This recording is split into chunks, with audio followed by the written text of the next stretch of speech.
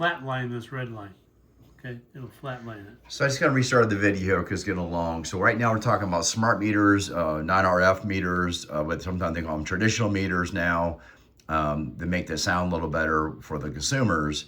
But we're talking about switchable power supplies is causing dirty power, which is what this red line is here. And then also the radio frequencies from the smart meters are also getting on this too, correct? Yeah, you'll see this thing jump. You'll see this red trace jump. So we got the energy here, but the jumping, which will activate, start this going. See it jump? See that? It's jumping.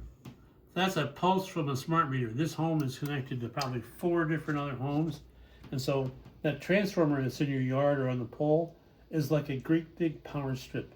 Anything you plug in that power strip will affect everything else on the power strip. So if you have 4 or 5 smart meters on the power lines coming to those homes, they're all firing, and the transmitter for that pulse is right next to your power wire, right next to it, within a quarter inch. So the wire inside the smart meter is right next to this transmitter. Absolutely. So we got the non-transmitting digital meter, which we know has a lot of flaws, but it's also adding dirty power here. All it takes is one neighbor to have a smart meter, and you're going to get this pulse. So we might not get a pulse from the non-RF digital meter, but you'll get the dirty power, but the pulses come from the radio frequency. Correct. And so even though you have an opt-out meter in your home, you're not creating this noise, but you have a switchboard power supply, which is another noise. Okay, but the radio frequency will not pulse on your wires. The problem is that all your neighbors have radio frequency transmitting smart meters, so basically you can't avoid it because they're using smart meters. You're not. You're all plugged into the same power strip. It won't matter. And Bill, so how many surveys do you think you've done all around the whole entire U.S.? About 400. 400, okay. And when you go to a house, on average, what do you think the number one complaint is from your clients out there running tinnitus? Number one is tinnitus in the ears. So number one. Tinnitus in the ears. And what do you think is actually causing that? That's the smart meter. Smart meter, which is not affecting the ears, but the brain, right? In fact, people don't realize that they hear it in their ears, but it's affecting your brain. Your brain is manifesting itself as the misfunction in your brain synapse firing manifests itself as though you're hearing a sound. There is no physical sound. I have tested this unbelievably number of times. There is no physical sound. It is a interruption of your brain waves by the smart meter switchboard power supply, which is making it appear to you that you're hearing a noise. Okay, it's not a noise. It is an electrical disruption into your brain waves. So it's short circuiting the. It short circuits the neural pathways, which basically are on a synchronized pattern. So before smart meters, we didn't have this problem, and you will have people tell you, with hours of getting a smart meter installed in their house, they have ringing in the ears. They don't know what it is. So they start looking for everything that makes a sound. They start looking for things that make sound. They can't find it. And you go to a doctor after doctor, they won't tell you what's going on because they don't know themselves. They really are not trained in finding this stuff.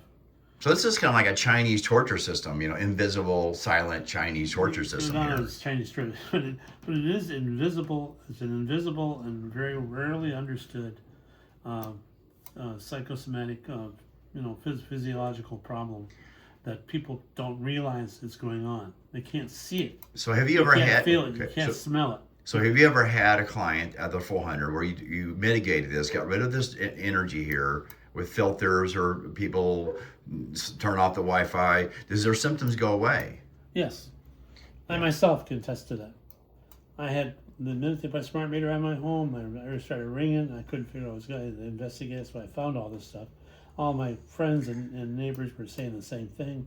Like, I feel like hell. I don't know what's going on with my body. I hear this noise. I don't know what that noise is. And so I started investigating this, and that's what I found. This physiological characteristic of your brain pattern being interrupted by the noise factor coming from the smart meter itself.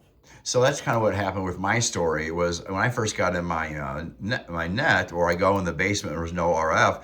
The ringing still was there, but it took maybe about 2 months after being not exposed to high intensity RF that ringing started going away. Is that what's doing? Your Yes. brain's recuperating? Yeah, your brain's recuperating. But you also put filters on. Well, that's right. I put filters on. Again, I had the plug-in filters and didn't have a whole lot of results. And then you start coming over here and removing them. I'm like, not even paying attention. You plug something in. I drove you nuts because I unplugged all of them and plugged in 2 filters. Yeah, and then I said, "No, you're done." And I go, yeah, but my numbers are so low with the plug-in filters. Doesn't matter the numbers. It didn't matter because it went to the neutral. It went to. We're attacking a physiological characteristic, not electrical. Yeah. Well, Bill, this has been very powerful. This has been a great 15, 20 minutes here talk. Do you want to finish off with any conclusions here? Yeah. So, if you have a smart meter or an opt-out meter, I'm telling you right now, it's only going to get worse. It will not get better. Not on its own. It will not. The only thing you can do is put in the proper filtration and grounding system for your home that will help to mitigate this. So, for example, in my home, before I got all this stuff, this smart meter stuff, I had a ground wire, which was a skinny, solid number 4 copper wire. You know, it meets code, blah, blah, blah. I'm sorry. It's not adequate. You need something that was basically the thickness of a pencil.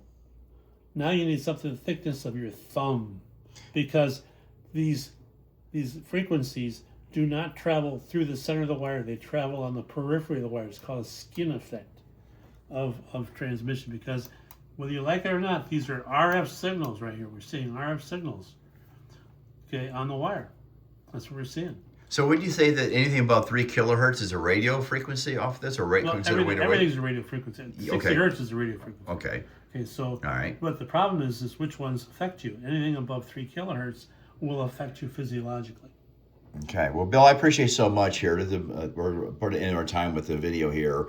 But folks, that comes from a 40-year electrical engineer that knows what he's talking about. I personally have been with him in probably about 40 calls all together. And we have had huge success when people actually followed the mitigation plan that we do have.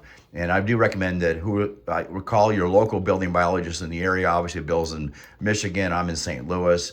But that's the only way you're ever going to have. We're called house doctors for a reason. Thank you so much, and we'll do another episode in the future. Just look at this. It's like shooting bullets at you, folks, and through the wiring, and no one knows this stuff. Pretty incredible.